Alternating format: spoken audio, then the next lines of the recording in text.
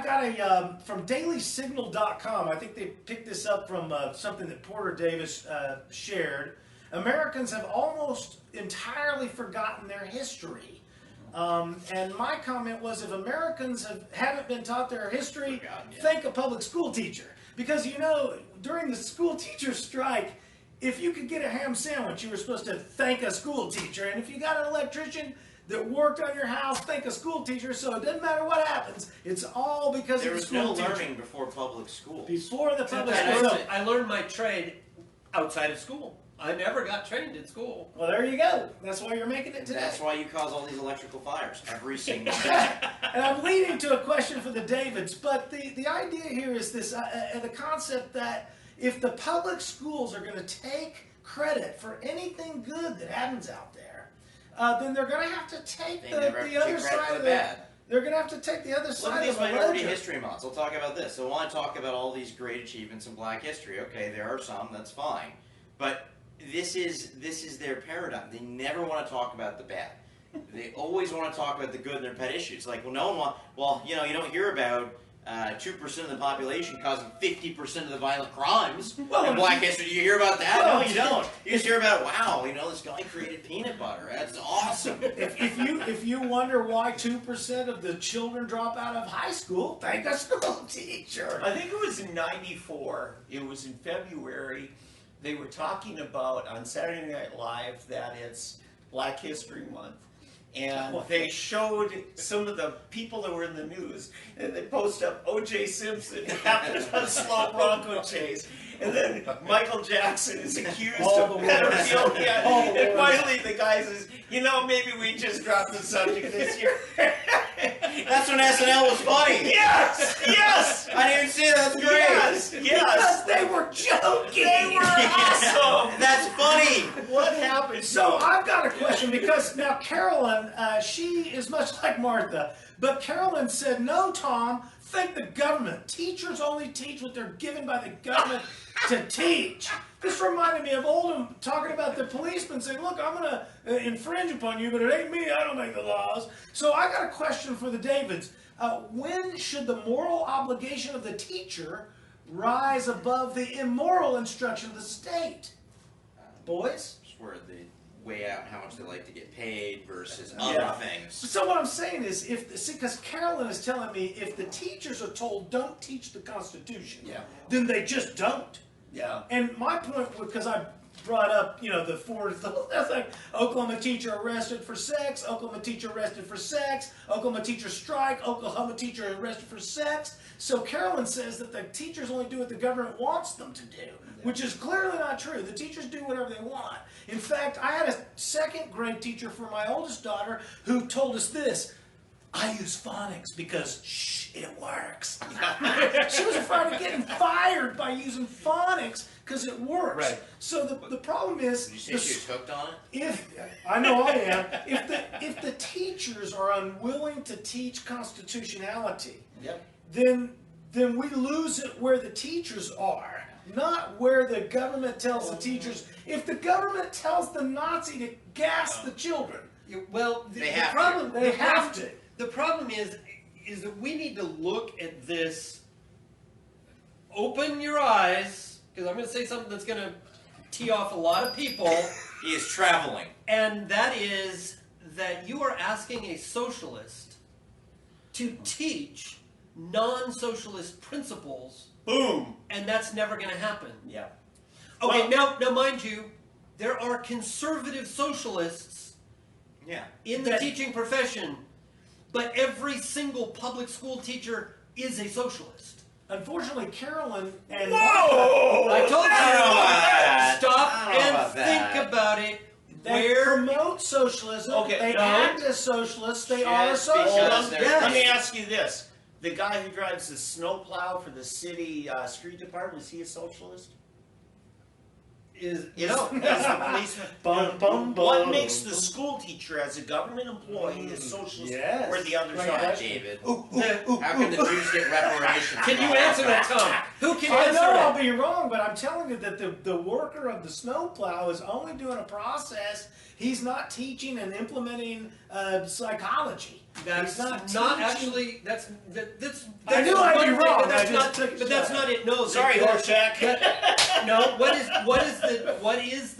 is the definition of socialism? It is the collective ownership of and the. But that wasn't his question. Well, hang on. And the force to take and have everybody be equal in terms of what they possess. The teacher So- disseminates policy. The Hang snowblower on, guy hang does on. not. Whose money is the teacher working off of? That's not And his question. what money is the teacher working off of? It is forced charity, because every single bit of Okay, of because education is not a legitimate role of government, is what you're saying. it is not a right to be taught at somebody else's expense. You mean a federal right, not an Oklahoma constitutional right?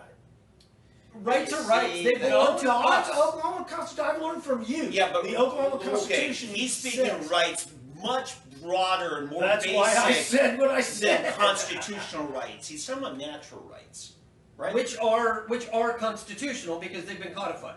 Because our Constitution Federal acknowledges they exist, right? But they exist whether our Constitution acknowledges it or not. In theory. Well, exactly. That's Yeah. my point. Our Constitution, the federal government. Well, the federal government is supreme over the states as well. The supremacy clause. Alderman Article Van, why 6. don't you show me objectively Even in the though it's a universe child. where do rights exist? show show me these rights. Show me a picture. Show me your morality particles. So here's my point. You have your property. You have the right under our Oklahoma Constitution. You have the right to enjoy the proceeds of your own industry. Okay, that's the way it's phrased. Minus 50 So to 60%. but they come along and they say, no, you must give to this charity or that charity. You must give to healthcare of somebody. You must give to education. Why do you must not give want to children this to and learn? that. Just say eleemosynary, David. Say it. Okay, let me say something. Oklahoma I is did my research. There you go. I'll tie you down on it. Oklahoma is actually a little more screwed up than most other states when it comes to education. Every state sets up education as a completely separate government from your county, your municipal, your state, and everything. It's called a school district. It has one purpose, and that is providing a common education. But in most other states, those school districts happened as people chartered a district and said, we would like to collectively educate the kids of this area, and they would claim this area. grew and say this is into our a district. need. And so much of the United States was not within a school district, and there was more autonomy whether they chose to or not to create the school district. Oklahoma, on the other hand, put in our Constitution that the state shall provide for a common education.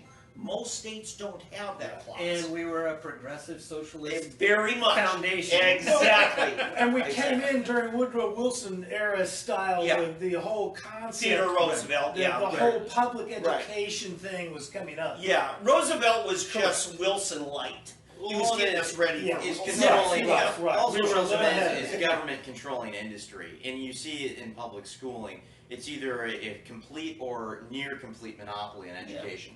And they've established supremacy over that entire area of life.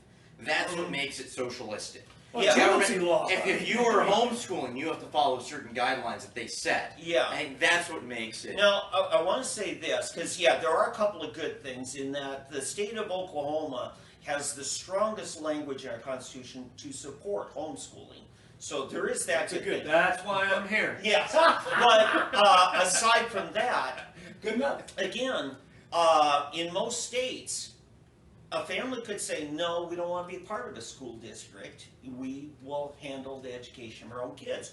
Or they might get with their parish. And my great-grandparents moved from the middle of South Dakota in 1911, 1912, to the middle of Minnesota because there was a Catholic settlement there, because they were Roman Catholic. And what do you have in North Dakota? You got a bunch of Swedes and Norwegians, and they're all Lutheran, and they did not want their kids growing up and dating and marrying Swedish Lutherans.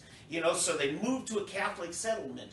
And You want to you get li- those Protestant genes. yeah, I mean, you want to get the flavor Hard of to it, you wash gotta out. listen to Garrison Keillor, Prairie Home Right, Companion, because he talks about the part of Minnesota I'm from, where you have this Catholic town and this Polish town that was also Catholic. Then you had the French Catholics, and then the German Catholics, and then there was the Norwegians, Lutherans, but then the Swedish Lutherans didn't hang out with the Norwegian Lutherans, you know. Kamala's going to force you to segregate. Exactly. And you know what? Yeah, and that was Whatever they call we it. got along because people were free to move about and associate how they wanted to.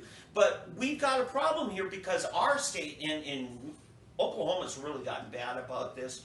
In the last few years, they started to back off these state mandates, like the third grade reading. They say every kid who can't read third grade by this, you know, first grade level by third grade must be set back. Well, that's a decision for the parents and the educators to decide.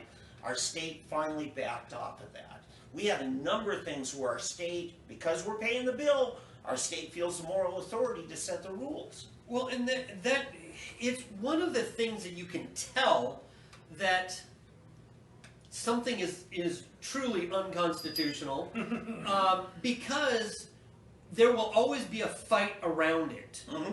And why? Because it's my money being spent, so therefore I have a say. You got I it. should have a say. Well, the thing is that when you have proper charity, the market will decide. Yep. Somebody running a good charity will have lots of support, and those who don't, it'll fold. Yep. Why? Because people want to give their money to a good thing, if they're so moved. But everybody's going to need to train their children. Hey, Paul Revere was a silversmith. How did he get his education?